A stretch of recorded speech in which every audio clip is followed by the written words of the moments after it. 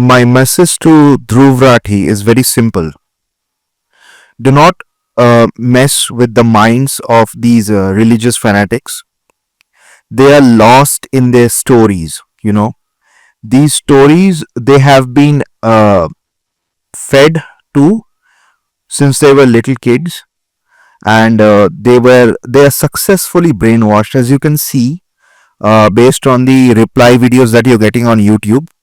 These religious fanatics are successfully brainwashed to the extent that they will probably even go as far as killing you, because we have seen it in history. Anybody who dares to challenge and question religious faith and religious belief get killed. It's just you can see the history, it's all there. uh, and people who make fun of religious sentiments, make comedy of religious sentiments, you have also seen what happens to them. They just get killed. It's worse for Islam if you make fun of other religions versus if you make fun of Islam. There is a pretty much guarantee that you will be killed if you make fun of Islam in any way or any fashion. um, I don't know what the reason is. Maybe because Muslim people are generally more extremist. They have that extremism built in them for some reason. Maybe because they eat a lot of uh, maybe because they eat a lot of meat, or they drink a lot of coffee. I don't know, but for some reason, from my observation, I've seen that Muslims tend to be generally more violent towards other people, because I've been observing the videos that I'm seeing on YouTube as a reply to the video that Dhruv Rathee made, and I feel that it's not that he's being challenged because he answered that question so in such a straightforward manner. So somebody asked him whether he believes in God, and he just said that he doesn't believe in God or any Allah or any Bhagwan. But my understanding is that, because from whatever videos I have seen on YouTube, the backlash videos are all coming from the Muslim community. I have still not seen a video about other communities from other religious groups that are hating on that sentiments, because I feel that generally Muslims and Christians, they have this idea of that they have to somehow, you know, protect the image of God, and anybody who says that there is no such thing as God um, is just a horrible person, and they should be demonized, they should be isolated, nobody should talk to them.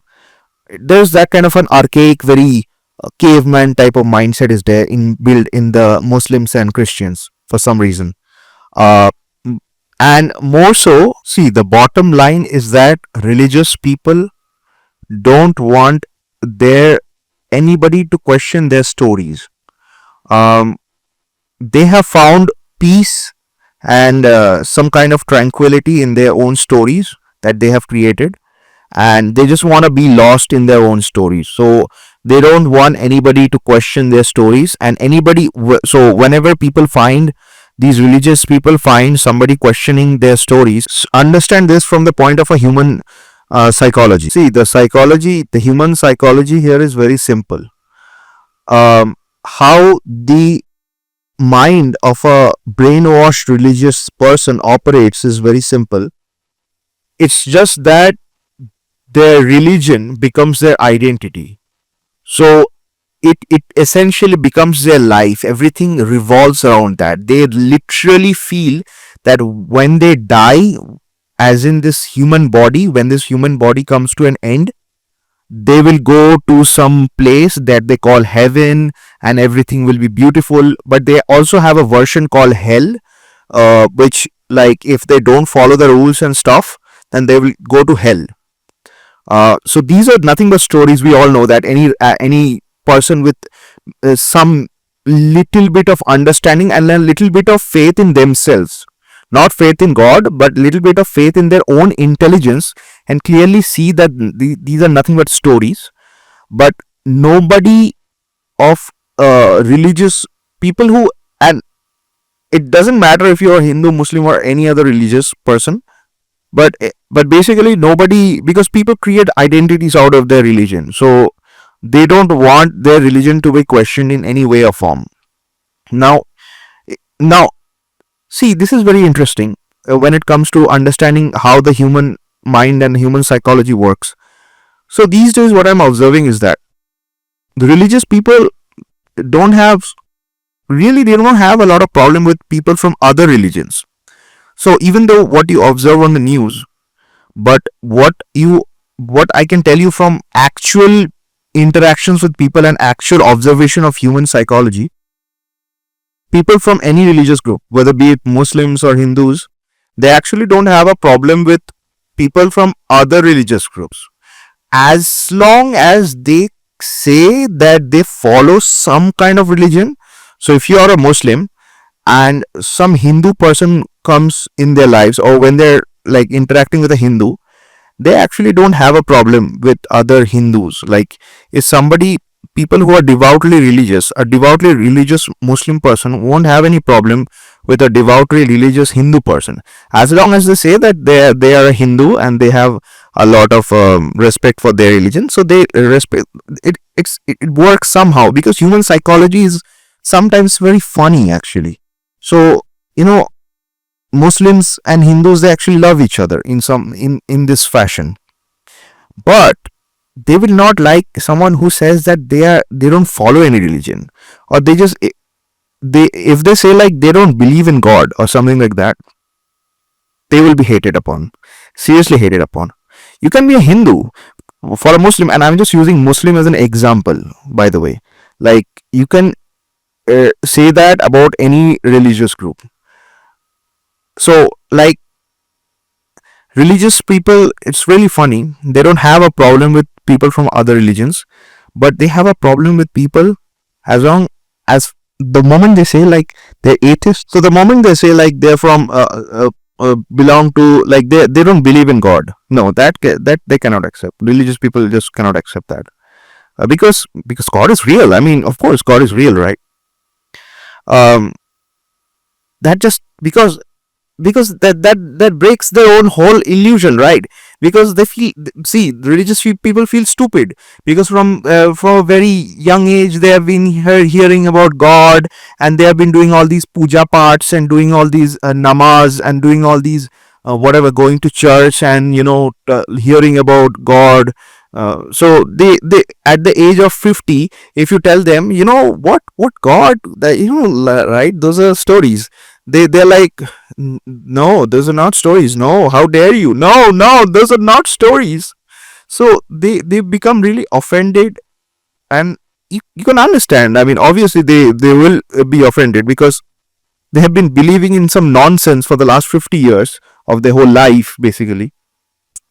Um, but the thing is, see, now, as far as like, if does is God real? Like, what do I think, is God real?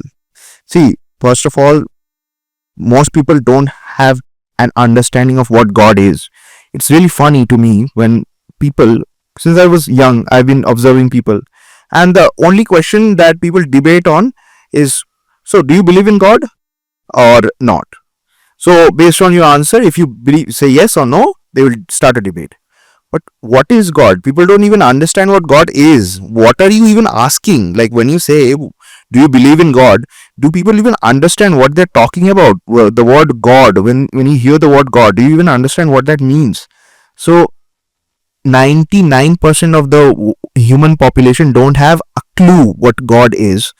And the 1% that do understand what God actually is, they just prefer to keep their mouth shut, because they're like, I don't want to open that can of worms, you know, like, because God is complicated. To understand God, um, do you see? I'll say this much: to understand God, you have to understand yourself first. If you understand yourself, you will understand God. Um, I'll say this much, because I don't want to complicate anything, because it's really complicated. It will complicate you, because you are already complicated. If you are a person if you are a person especially who believes in things like religion and things like you will go somewhere after you die, then sorry, don't, just close the video, don't even bother listening to this one. um but the thing is, yeah, my message to Dhruv Rathee is simple. Bro, why are you risking your career and your future? You have a beautiful German wife. You have a, it's a boy, right? Like he got a boy, right? So you have a baby boy or a girl. I don't remember. Sorry, I don't follow you that closely. But this recent one, I was quite interested. I saw that video about like how he said, um, he answered that question, and I was shocked. Like he answered that question very frankly, which is a good thing. But the thing is, like, yeah, because, and I feel like because he makes his videos in Hindi, for that reason, generally speaking, this is also true. Like whether you get offended or not, I don't know whether you will be offended or not. But the truth is, people who are audience of Hindi language linguistic content, they are, generally speaking, they are a little bit dumber than people who listen to content of other languages like English or French or Spanish. Uh, but I would say, like, just after I said that, I would also say, like, this is also I feel is true, that in my observation for the last few years, the consciousness of Hindi language speaking and listening audience, that's growing. So the intelligence, I feel that it's growing. Like, so people who listen to a lot of content creators who make content, so people who listen to a lot of content creators who make content in Hindi language, I feel like their intelligence is growing, because I see a lot of content creators who are making content in Hindi, who's like they're tackling topics which I never thought previously they would. So that's a good thing. That's really good thing. And well, that is what I wanted to say. Like Dhruv Rathee, I mean, thumbs up to Dhruv Rathee for making that video, by the way. And as usual, he doesn't fail to challenge himself and challenge his audience, and challenge the world, which is a great thing. That is how we are gonna grow as a species. Um, but yeah, I mean, I'm really surprised. I did not expect that it will get so much backlash from the religious fanatics. And so far, whatever videos I've seen on the internet about the reply and my reply to Dhruv Rathee about like how, like that kind of a vibe setting video, like how dare he said like he's an atheist, how dare he, that kind of a angry backlash to that video. I have seen a few videos like that. They are all from Muslim content creators.